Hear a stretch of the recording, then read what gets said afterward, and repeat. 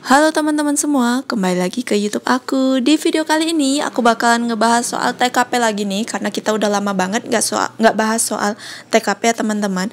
Nah, buat kalian yang udah subscribe channel aku ucapin terima kasih banget dan selamat bergabung di channel aku. Dan buat kalian yang cuma nonton aja nih tapi belum subscribe, jangan lupa di subscribe ya, dan juga nyalakan tombol notifikasinya supaya kalian nggak ketinggalan video terbaru dari aku. Oke, langsung aja kita ke videonya. Sebelum ke videonya, aku bakalan mau ngasih pembahasan PRTU yang kemarin nih teman-teman. Nah, kalian jawabannya itu yang mana teman-teman? Aku langsung aja ke pembahasannya ya. Nah, di sini soalnya adalah nilai dari 15 kuadrat ditambah dengan 203 tambah 322 dikuadratkan 2 di pangkat 2 kurang 524 kuadrat itu sama dengan. Nah, teman-teman, di sini nih kita selesaiin dulu yang di dalam kurung ya teman-teman, yaitu 203 ditambah dengan 322. Oke, aku tulis soalnya di sini ya teman-teman. Aku tulis ulang 15 kuadrat. Nah, di sini 203 ditambah 322 kuadrat dikuadratkan kurang 524 kuadrat. Itu hasilnya sama dengan ini. Kita tulis, turunkan dulu ya teman-teman. Ini 15 kuadrat ditambahkan, terus kita selesaiin yang di dalam kurung ini berapa teman-teman? 203 tambah dengan 322 itu adalah 525 ya teman-teman. Jangan lupa kuadratnya. Kuadrat. Kemudian dikurangi dengan 524 kuadrat. Nah, teman-teman, ini dia. Nah, kalau misalnya kalian secara manual nih ngalikannya teman-teman, ini lama banget teman-teman. Jadi aku punya trik cepatnya, yaitu yang ini nih teman-teman. Kita bisa selesaikan mereka dulu nih. Nah, ini kan 525, terus tuh 524, itu kan jaraknya cuma 1 teman-teman. Jadi di sini aku bakalan kasih konsepnya dulu teman-teman. Nah, konsepnya di sini aku tulis ya teman-teman. Ini kalian ingat notes. Nah, notesnya itu apabila A kuadrat dikurang B kuadrat itu sama juga dengan A tambah B kali A kurang B. Di sini aku kalau nggak salah aku pernah jelasin juga di video pertama aku, teman-teman. Kalian bisa cek lagi video pertama aku ya teman-teman. Video yang TU part pertamanya teman-teman. Nah, di sini kemudian ada lagi nih A kuadrat ditambah dengan B kuadrat, maka itu sama dengan A tambah B dikali dengan A tambah B teman-teman. Nah, gitu ya. Nah, di sini ya kita kan ada kurang nih teman-teman, jadi aku bakalan pakai yang ini ya. Nah, jadi itu sama dengan 15 kuadrat itu berapa teman-teman? 225. Kemudian itu tambah. Nah, ini kita jabarin ya teman-teman kayak gini. Nih kayak gini. Yaitu 525 kemudian ditambah dengan 524. Kemudian kita kalikan lagi dengan 525, kemudian dikurangi dengan 524. Nah, ini 225. Kita tambahin aja nih. 525 tambah 524 berapa teman-teman? Berapa teman-teman? 1049 ya teman-teman. Bener nggak? Coba. Nih. Coba ya kita tambahin 525 tambah 524. 9410. Sama ya teman-teman, 1049. Kemudian kita kalikan dengan ini 525 kurang 524 adalah 1. Jadi sama dengan kita tambahin aja nih mereka berdua. 149 kita tambahin 225 nih teman-teman. Berapa yo? 9 tambah 5 berapa teman-teman?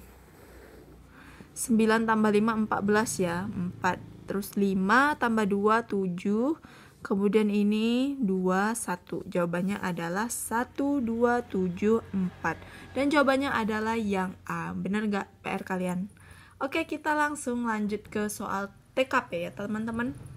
Oke teman-teman, ini dia soal TKP-nya. Dion adalah ketua kelompok pecinta alam yang baru. Sebetulnya ia belum lama bergabung, tetapi karena ia luwes dan mudah bergaul, akhirnya ia terpilih sebagai ketua. Ternyata setelah jadi ketua, sikapnya menjadi berubah. Ia cenderung menjadi kaku dan keputusan yang dibuat sulit diubah. Jika Anda menjadi anggota pencinta alam tersebut, tindakan yang Anda lakukan adalah... Oke teman-teman, ini jawabannya apa menurut kalian? Nah, Di sini aku bacain optionnya ya teman-teman, kepotong nih. Nah, ini dia. Nah, yang A itu adalah mengajak teman-teman lain untuk memberi masukan ke Dion sehingga kelompok yang sudah solid tidak terpecah. B. Mengajak dialog secara personal. C. Meminta Dion untuk tidak otoriter di forum formal sehingga menjadi kesepakatan bersama. D. Membentuk kelompok untuk menentang kebijakan yang dibuat Dion agar ia tahu kesalahan yang telah dibuat. E. Mencari tahu penyebab mengapa Dion berubah sehingga lebih bisa memahami mengapa ia bertindak seperti itu. Oke teman-teman, ini kita bisa langsung eliminasi yang D ya teman-teman. Nah, yang D ini aku eliminasi nih. Kenapa? Karena ada membentuk kelompok untuk menentang kebijakan yang dibuat Dion. Misalnya kalau kalian nih punya teman, terus kalian tentang kebijakannya, itu malah makin ruwet teman-teman. Jadi ini nggak menyelesaikan masalah teman-teman yang D. Kemudian tersisa A, B, C, dan E. Nah, di soal itu yang di soal itu keterangannya ada awalnya Dion itu luas dan mudah bergaul. Kemudian setelah jadi ketua, dia jadi berubah, sikapnya jadi kaku, kemudian keputusannya itu sulit untuk diubah. Jadi kalian sebagai anggota tim nih, apa sih yang harus kalian lakukan supaya untuk mengatasi hal tersebut teman-teman? Oke, di sini kita lihat satu-satu ya teman-teman. Mengajak teman-teman lain untuk memberikan masukan ke Dion sehingga kelompok yang sudah solid tidak terpecah. Kalau menurut aku yang A ini kurang tepat ya teman-teman. Karena menurut aku kalau masalah kayak gini sih lebih baik diomongi secara empat mata teman-teman ya. Nah, jadi yang A ini bukan. Kemudian yang B, mengajak dialog secara personal. Nah, ini boleh nih teman-teman. Ini boleh, kita coba lihat lagi ya yang option selanjutnya. Yang C, meminta Dion untuk tidak otoriter di forum formal sehingga menjadi kesepakatan bersama. Nah, yang C ini juga tidak menyelesaikan masalah teman-teman. Kenapa? Karena tiba-tiba aja kalian langsung bilang sama Dion, lu jangan otoriter dong. Nah, kayak gitu kan malahan nanti makin kelahi teman-teman. Jadi nggak menyelesaikan masalah. Jadi yang C juga bukan. Nah, yang E, mencari tahu penyebab mengapa Dion berubah sehingga lebih bisa memahami mengapa ia bertindak seperti itu. Oke, ini boleh. Jadi tersisa jawaban antara B sama E. Nah, menurut teman-teman semua, jawabannya mana nih yang paling tepat nih? Ayo.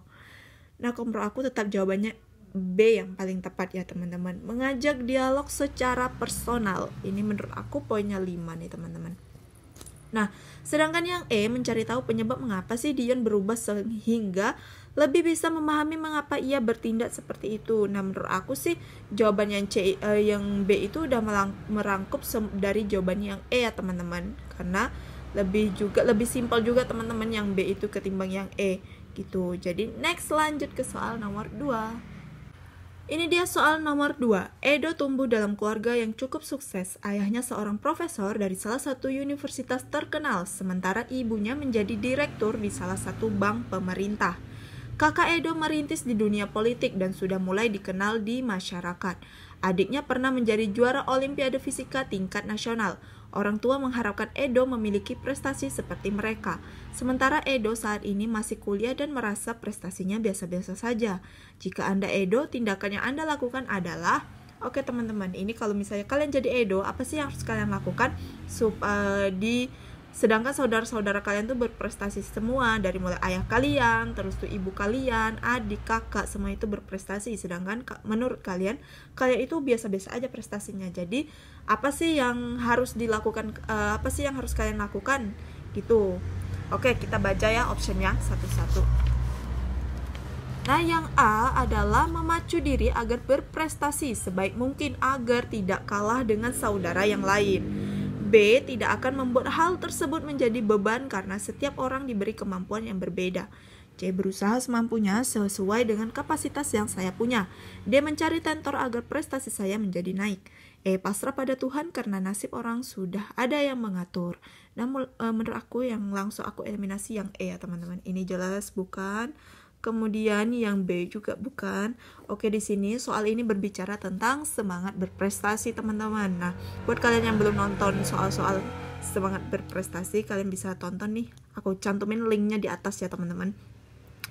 Nah, terus tersisa nih jawaban antara A, C, dan D nih. Menurut kalian mana nih teman-teman yang jawabannya mengandung poin 5 teman-teman? Komen di kolom komentar ya. Nah, di sini aku langsung aja jelasin plus langsung aja jawab ya. Nah, yang A itu memacu diri agar berprestasi sebaik mungkin, agar tidak kalah dengan saudara yang lain. Oke, menurut aku ini benar, teman-teman. Kemudian kita lihat lagi nih yang C, berusaha semampunya sesuai dengan kapasitas yang saya punya. Berarti ini dia sesuai dengan kapasitasnya aja. Berarti dia nggak ada kayak mau berjuang lebih gitu teman-teman untuk menaikkan prestasinya lah gitu. Jadi menurut aku yang C ini kurang tepat ya teman-teman, kita bisa eliminasi lagi. Kemudian yang D, mencari tentor agar prestasi saya menjadi naik. Oke, ini boleh teman-teman. Nah, menurut kalian jawabannya mana nih teman-teman? Antara A sama D membingungkan banget nih teman-teman. Tapi kalau misalnya kalian paham, kalian bisa langsung tahu jawabannya apa nih. Nah, yang menurut aku jawaban yang paling tepat itu adalah yang A teman-teman, yaitu memacu diri agar berprestasi sebaik mungkin, agar tidak kalah dengan saudara yang lain teman-teman. Nah, sedangkan kalau yang D, mencari tentor agar prestasi saya menjadi naik. Menurut aku jawaban A ini udah mencangkup ke jawaban yang D teman-teman, yaitu mencari tentor agar prestasi saya menjadi naik. Nah, kalau yang A itu memacu diri, berarti kan kita mulai dari niatnya dulu, baru kita pacu diri kita supaya lebih baik daripada saudara-saudara kita gitu teman-teman. Nah, kalau yang D itu mencari tentor, tapi kalau nggak ada niatnya sama aja teman-teman. Oke, next kita lanjut ke soal nomor 3. Oke teman-teman, lanjut ke soal nomor 3. Anda akan berangkat mengikuti tes seleksi. Di tengah perjalanan sepeda motor Anda mengalami pecah ban. Untuk menambahkan butuh waktu 10 menit. Padahal waktu tes tinggal 10 menit lagi. Jarak ke tempat tes masih 2 km. Jika Anda naik angkot juga membutuhkan waktu sekitar 10 menit. Di sekitar Anda tidak ada tukang ojek. Apa yang Anda lakukan? Oke teman-teman, aku harap kalian nanti pas tes gak ada kejadian kayak gini ya teman-teman. Jadi sebaiknya harus 1 jam sebelum tes itu udah ada di tempat teman-teman, supaya kalian nggak terjadi masalah kayak gini. Kalau udah kayak gini kan pas ngerjain tes pasti kalian pikiran kalian udah kemana-mana, udah buyar teman-teman. Oke, kita jawab ya teman-teman. Coba kita jawab nih. Oke, yang option A itu adalah saya akan berangkat mengikuti tes seleksi dengan menumpang teman. Menumpang teman, teman-teman. Oke, bagaimanakah kita mendapatkan tumpangan teman tersebut? Apakah kita harus nelpon atau nunggu nih teman-teman? Ini kurang efektif yang A ya teman-teman, karena waktu kalian itu tinggal 10 menit lagi teman-teman. Jadi kalian itu harus buru-buru. Nah, gitu ya. Kemudian yang B, saya akan menitipkan motor ke rumah penduduk, kemudian menelpon teman untuk menjemput dan mengantar ke tempat tes. Ini juga enggak teman-teman, karena kenapa aku eliminasi? Karena ini memakan waktu teman-teman. Udah kalian telpon, kemudian kalian nunggu lagi teman-teman, nunggu teman kalian datang ke tempat kalian itu. Jadi yang B itu enggak teman-teman ya. Lain cerita kalau waktunya masih banyak teman-teman. Oke. Kalau yang C, saya akan menuntun motor ke bengkel kemudian naik angkot. Kalau bengkelnya ada di situ teman-teman. Kalau misalnya bengkelnya itu 1 km lagi gimana teman-teman? Jadi yang C bukan ya. Oke, kita eliminasi. Nih yang D nih, saya menitipkan motor ke rumah penduduk terdekat kemudian segera naik angkot. Oke, ini boleh teman-teman. Boleh ini. Saya menitipkan motor ke rumah penduduk terdekat gitu kan teman-teman. Jadi ini efektif yang D, karena mengingat waktu kalian tuh tinggal sedikit lagi teman-teman. Kemudian yang E, saya akan menunggu bengkel menambal ban dengan harapan waktu menambal bisa lebih cepat. Oh, ini juga enggak teman-teman, karena menunggu teman-teman, sedangkan kalian itu waktunya udah mepet banget nih. Nah, yang D itu saya menitipkan motor ke rumah penduduk terdekat kemudian segera naik angkot. Nah, di soal tadi kan ada bilang juga, sedangkan naik angkot juga membutuhkan waktu sekitar 10 menit. Tapi dari kelima option ini teman-teman, yang paling efektif itu adalah yang D ketimbang yang lainnya teman-teman. Oke, gitu ya. Next kita lanjut ke soal nomor 4. Oke teman-teman, ini dia soal nomor 4, panjang banget ya teman-teman. Nah, di sini soalnya Andang diminta untuk membentuk kelompok kerja dengan tugas yang cukup rahasia. Sebelum bekerja, masing-masing anggota menuliskan fakta integritas untuk tidak memberitahukan kepada siapapun. Masing-masing anggota mempunyai tugas yang cukup spesifik, namun cara pengerjaan mempunyai aturan yang sama. Pada waktu tertentu mereka berkumpul untuk memberikan laporan capaian target. Di dalam proses tersebut ada salah satu anggota yang melanggar fakta integritas dengan menceritakan pekerjaan kepada istrinya yang kebetulan menelpon dan menyatakan pekerjaan yang sedang dilakukan. Jika Anda andang, hal yang Anda periksa berkaitan dengan hasil kerja adalah A. Kesesuaian hasil kerja, hasil dan target yang telah ditentukan. Kemudian itu B. Keakurasian dari hasil kerja yang telah ditentukan yang mencakup ketelitian, kualitas, dan kuantitas. Yang C. Kesesuaian jumlah hasil kerja dengan kemampuan masing-masing anggota.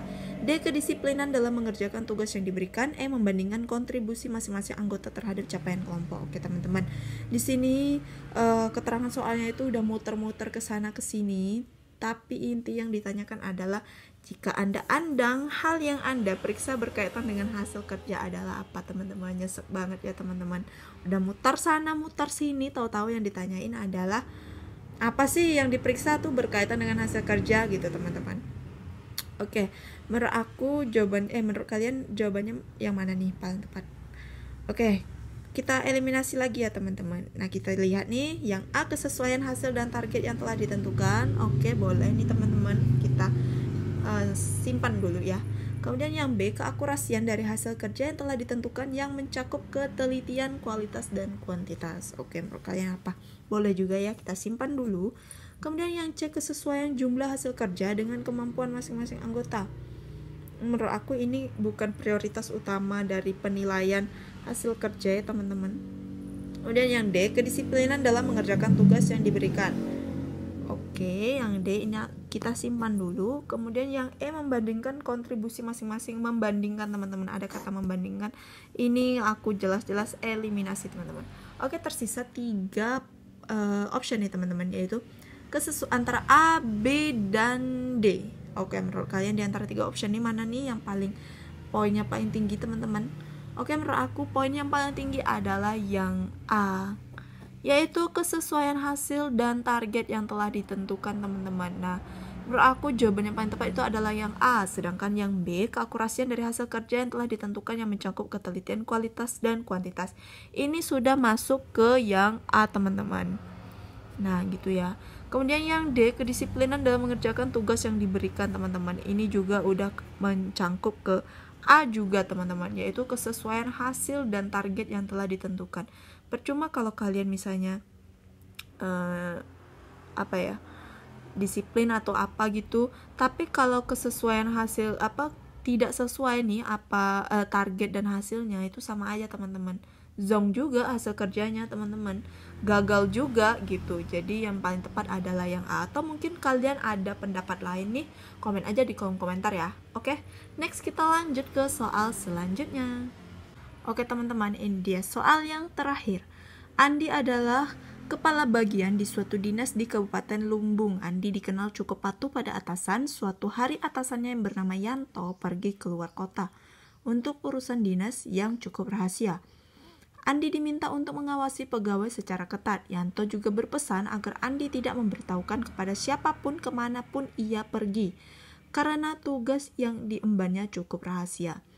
Andi menyatakan kesanggupannya untuk mengawasi karyawan dan memegang rahasia tersebut. Pada hari pertama Yanto pergi, Andi menemukan 5 pegawai bolos. Pada hari kedua, datang tamu pejabat penting dari provinsi yang mempunyai urusan penting berkaitan dengan tugas dan harus diselesaikan hari itu juga. Ia memaksa Andi untuk memberitahukan kemana Yanto, karena sudah 2 hari tidak dapat dihubungi. Jika Anda Andi, apa yang Anda lakukan? Oke teman-teman, di sini masalahnya itu adalah yang ditanyain si tamunya itu memaksa untuk Andi untuk memberitahukan kemana Yanto pergi, sedangkan Andi udah udah berjanji kepada Yanto kalau dia nggak akan ngasih tahu ke siapa-siapanya teman-teman. Jadi jika kalian Andi nih teman-teman, apa sih kalian harus lakukan terhadap tamu tersebut yang maksa-maksa supaya memberitahukan kemana Yanto pergi teman-teman, sedangkan itu kalian udah memegang janji nih mau rahasia nih teman-teman. Oke, kita coba baca ke optionnya ya. A. Tetap tidak mengatakan kemana Yanto pergi karena sudah janji. B. Memberitahukan kemana Yanto pergi mengingat kondisi genting ini. C. Segera menghubungi Yanto dan memberitahukan kemana Yanto pergi. D. Mengatakan tidak tahu kemana Yanto pergi. E. Mengatakan kepada tamu bahwa Anda tidak memiliki kewenangan untuk memberikan informasi. Oke teman-teman, jawabannya apa kira-kira menurut kalian? Tulis di kolom komentar dan jawabannya bakalan aku publikasikan di video selanjutnya. Oke teman-teman, segitu dulu pembelajaran diskusi kita kali ini. Dan buat kalian jangan lupa di like dan komen juga di kolom komentar teman-teman, karena komentar kalian itu juga membantu membangun channel aku lebih baik lagi. Dan juga jangan lupa di share ke semua teman-teman kalian dan semua sosial media yang kalian punya. Dan juga kalian boleh dong follow Instagram aku teman-teman, dan kalau kalian mau nge-DM tentang seputar PNS boleh, atau mau kita diskusi soal lagi teman-teman, kalian DM aja di Instagram aku. Oke, see you next video. Bye bye.